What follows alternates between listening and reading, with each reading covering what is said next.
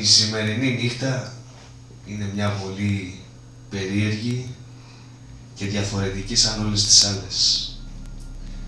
Σήμερα θα σας διηγηθούμε μια ιστορία για ένα ζευγάρι, την οποία μετά από πολλές, μα πάρα πολλές προσπάθειες της κοπέλας να κρατήσει το δεσμό από τον άξιστο και άθλιο εραστή της, δεν μπορώ, συγκινούμε, θα τα δείτε κι εσείς στη συνέχεια. Είναι μια συγκλονιστική ιστορία.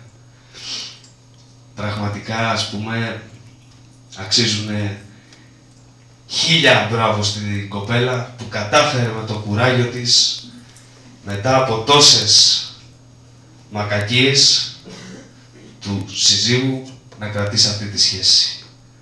Παρακαλώ, απολαύστε τη.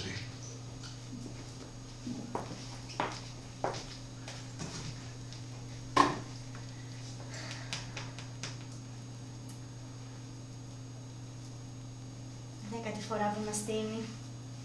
Νομίζω πως ήρθε του χωρισμού η ώρα.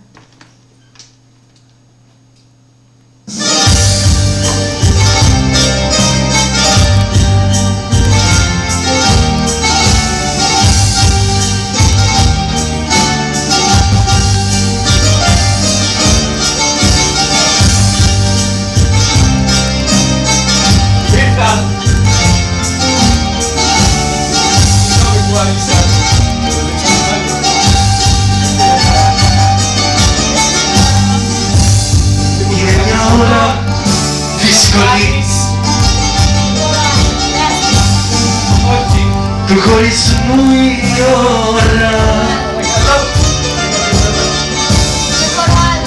βαρύς ο πόνος και βουβός σαν βουρκωμένος ουρανός, πρώτου ξεσπάσει η πόρα. Είναι μια ώρα δύσκολη του χωρισμού η ώρα. Σκάτα μην το πείτε, θέλω να παίξω. Κανείς δεν ξέρει τι να πει.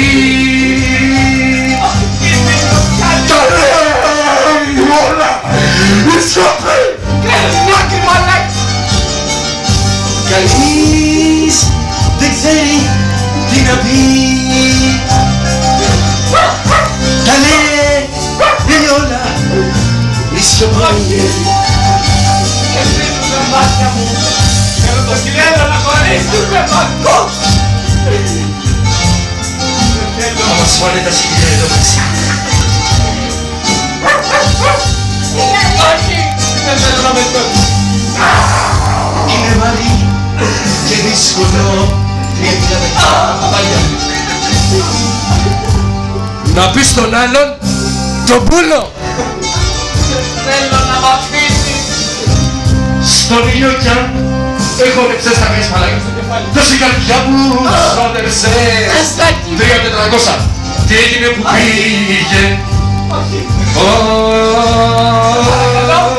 Παρακαλώ. Είναι βαρύ και δύσκολο. Βάλα να το πεις στην πλάμα αυτό το βαρύ και δύσκολο. Να πεις στον άλλο. Περάσαμε μαζί. Φύγε, άλλε, φύγε. Όχι, μη το κάνεις κι εσύ. Κανείς δεν ξέρει τι να πει. Μίλα ρε παράκα, μην θα σε λάβει εγώ σένος. Καλέ η σιωπή. Καλέ όλα η σιωπή. Καλά αυτός αλήτης. Κανείς δεν ξέρει με τα καρδιόλια εδώ πέρα την αφήρια από την κοινωνία. Σου χαίρω. Καλά τι σε έκανε.